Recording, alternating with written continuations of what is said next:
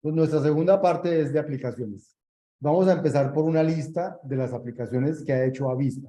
Si ustedes cogen el libro de app y ven la introducción, les habla de un poco, ¿no?, de problemas de restricciones, pero eso es lo que ellos han trabajado.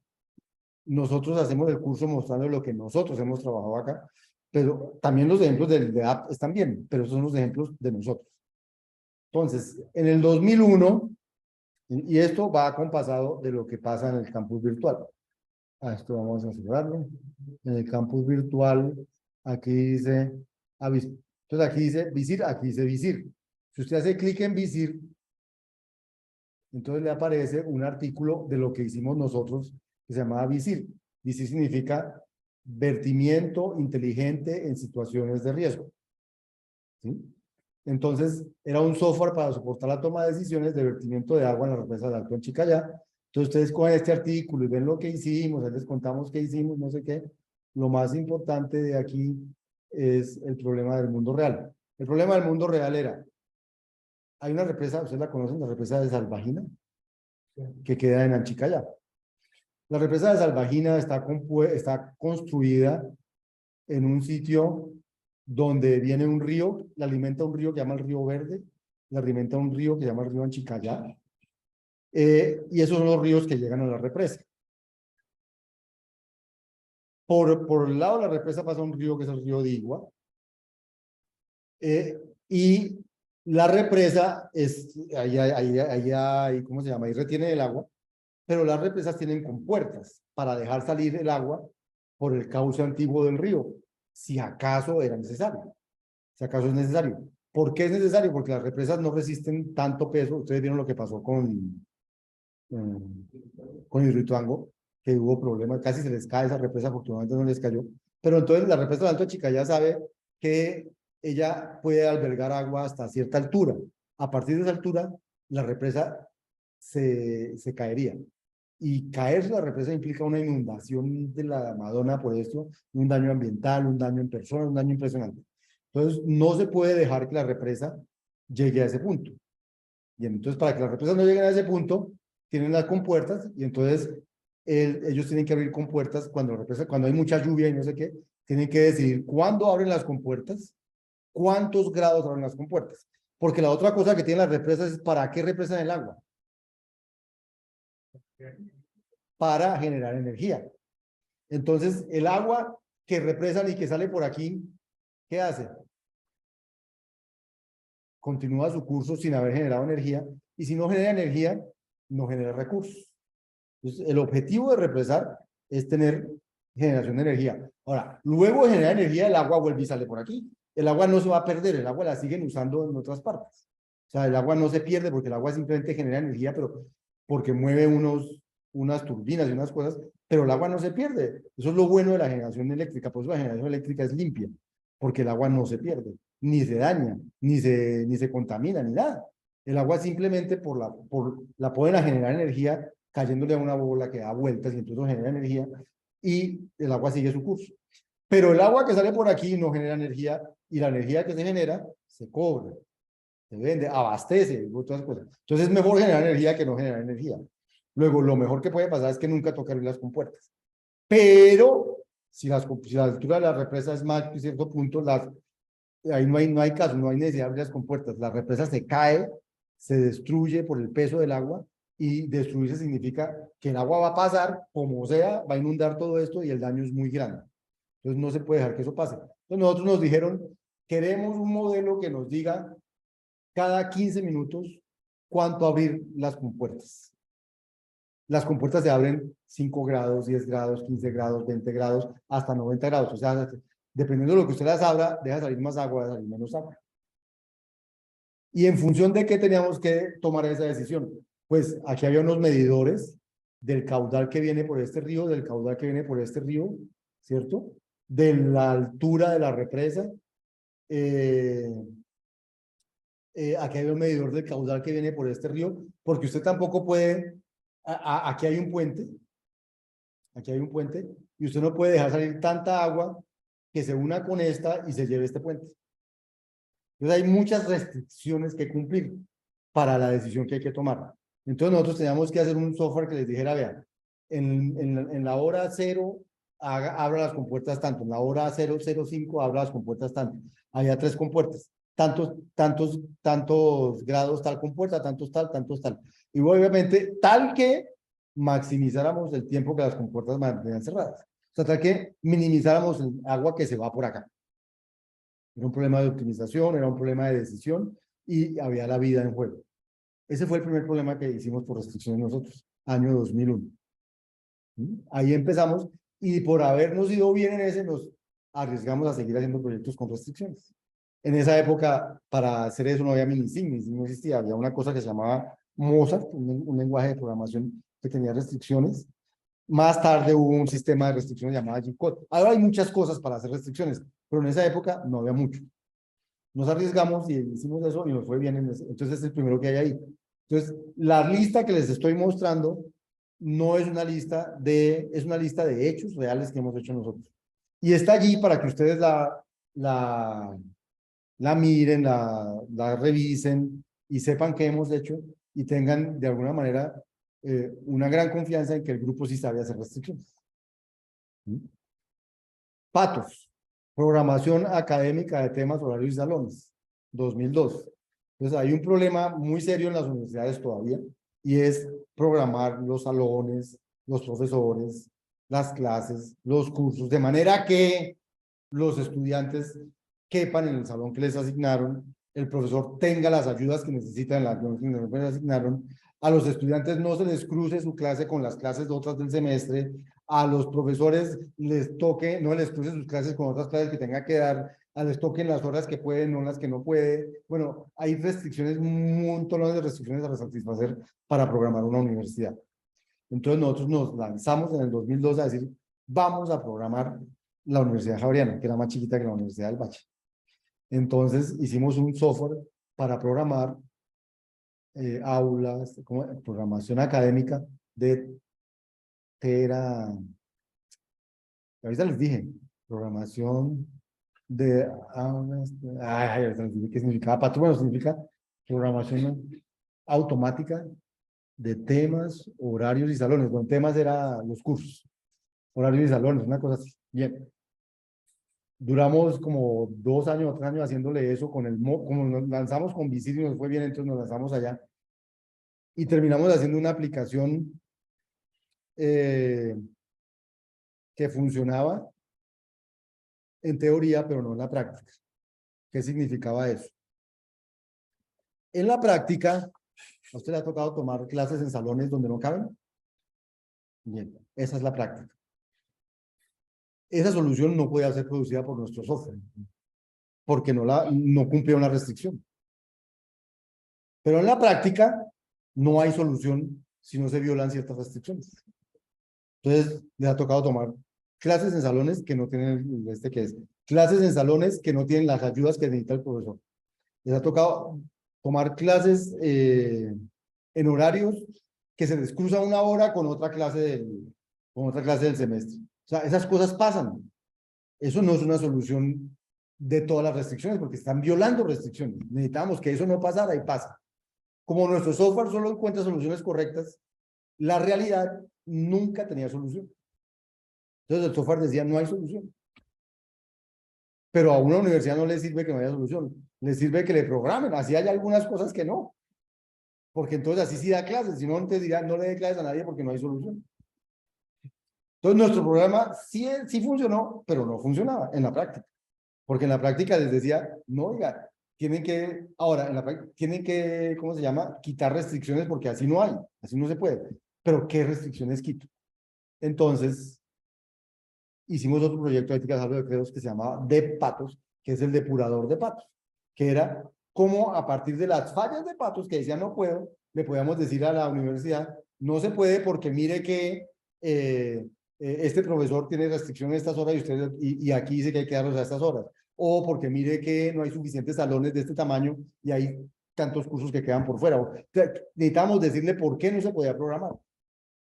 Pero decir por qué no, o sea, que esto falle es una cosa, encontrar de la falla, por qué, cuál restricción es la culpable o cuáles restricciones son las culpables en un mundo donde hay miles y miles de restricciones, porque es que una universidad como esta son miles y miles de restricciones, porque son las de los programas, son miles, las franjas, todas son restricciones. Entonces, estudiamos, aprendimos mucho de eso, pero no pudimos hacer un software que resolviera el problema real. Pero aprendimos. Eso es lo que está en esos artículos.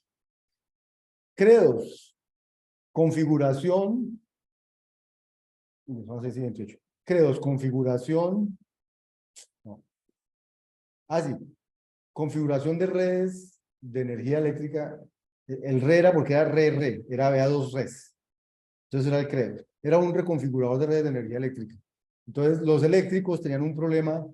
Los eléctricos tienen unas redes de distribución de energía. Las redes de distribución de energía generan pérdidas y dependiendo de cómo estén configuradas, esas redes generan más o menos pérdidas.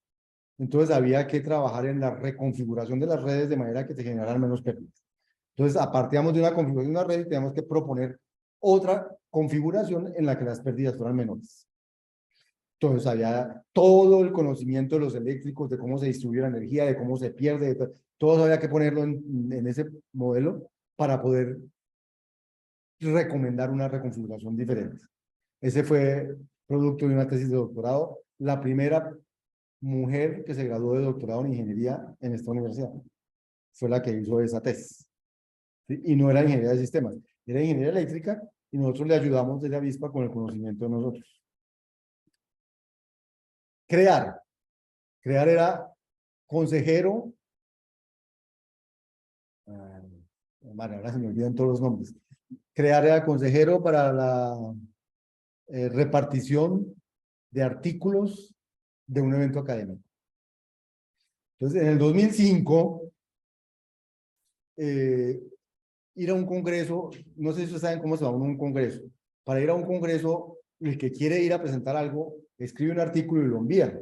Y allá hay un comité de programa que selecciona los artículos que sí se pueden presentar ahí y los que no, por la calidad. Pero para seleccionarlos, tienen un grupo de personas que son los evaluadores y dependiendo de sus especialidades, le mandan a esos evaluadores un artículo, otro artículo u otro artículo. Entonces, los evaluadores deciden, había un evento, tenía 200 artículos para evaluar, cada artículo tenía que tener 3 evaluaciones por lo menos, o sea, hay que hacer 600 evaluaciones, y tenía 80 evaluadores. Entonces, había que repartirlas entre los 80 evaluadores de manera que cada artículo fuera evaluado al menos por 3, pero que no fuera a ser evaluado por alguien que no sabía del tema, que los artículos también en inglés, en portugués y en español, que no fuera FED evaluado, y los evaluadores decían, yo leo inglés, portugués, español, o leo solo inglés, solo portugués, que no fuera a ser evaluado, que fuera evaluado por una persona que leyera el idioma en que venía eso, que la persona decía, yo le puedo evaluar máximo 3 artículos, no puedo comprometerme con más, que no le fueran a cargar a esa persona más de los que había dicho, o sea, todos son restricciones. Entonces tocaba hacer un consejero para decir cómo repartir los artículos. Eso lo hicimos para el CLEI 2005. El CLEI 2005 fue el Congreso Latinoamericano de Informática que hicimos Avispa en el 2005 con la Javeriana, Avispa Javeriana de Univalle, lo hicimos en la Universidad Javeriana, y lo repartimos los artículos con el consejero que creamos nosotros, ¿cierto? Años después apareció, hoy día hay software que hace todas esas cosas y que lo hace bien, y entonces ya no, ¿cómo se llama? EasyChair, o bueno, hay un poco de software que hacen esas cosas, pero nosotros exploramos las restricciones en esa época con ese artículo, con ese problema. Y así hay un poco, ¿no? En el 2005, ASP es el problema del aterrizaje, de la secuenciación del aterrizaje de aviones. Airplane, no sé qué problema. Es decir, resulta de que los aviones que decolan en un aeropuerto son de diferentes tamaños. Hay avioneticas, hay aviones grandes, hay aviones más grandes. Cada avión cuando decola deja una estela de unas cosas y tiene unas restricciones para poder decolar. Porque si no si un avión decola luego de uno que no sé qué, entonces la estela que él deja puede que haga que el avión se caiga o no caiga, no salga bien. Entonces hay unas restricciones para decolar. Y había un artículo que leímos en esa época que decía que la programación por restricciones no servía para ese problema. Entonces yo se lo lancé a un estudiante y un estudiante dijo, en el curso de restricciones.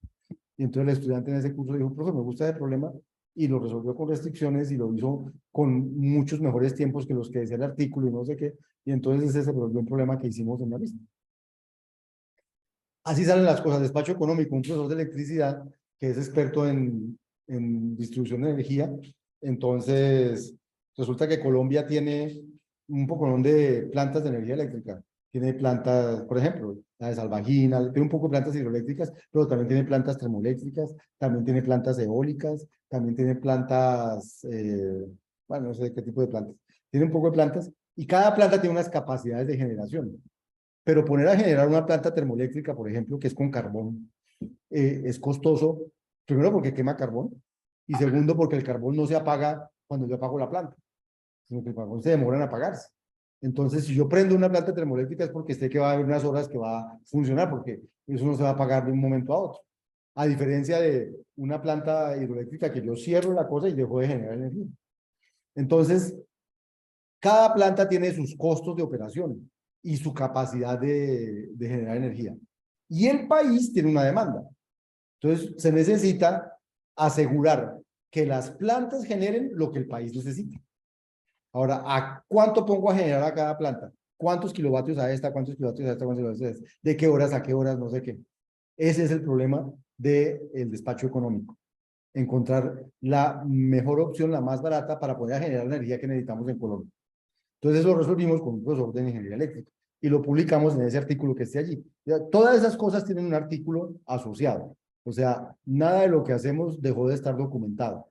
Entonces, esa de despacho económico, tiene un artículo asociado en alguna revista, en algún lugar del mundo, en alguna parte, hicimos la publicación. Eso es lo que ha hecho Avispa a lo largo del tiempo.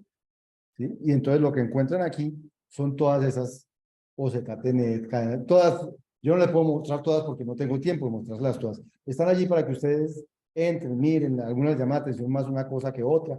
¿Qué estamos haciendo hoy? Bueno, Sabio desde el 2013 estamos haciendo Sabio, desde el 2018 ya se acabó, estamos haciendo eso de los Phone Work Layout, eso es, ¿cómo se llama? Programación de formaletas para construir casas, para construir edificaciones.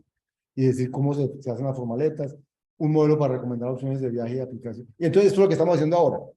Hay unos estudiantes que están haciendo un modelo para recomendar opciones de viaje unido con una aplicación inteligente que llama ese modelo. Eso lo están haciendo Angélica Muñoz, no sé cuáles de ustedes la conocen, y Juan, eh, Juan Pablo, eh, tiene un apellido y el segundo es Avenia. Es que siempre me acuerdo del segundo porque es muy fácil, Avenia. El primero, no me acuerdo si es Domínguez. Bueno, es Juan Pablo algo Avenia. Eso lo están haciendo ellos.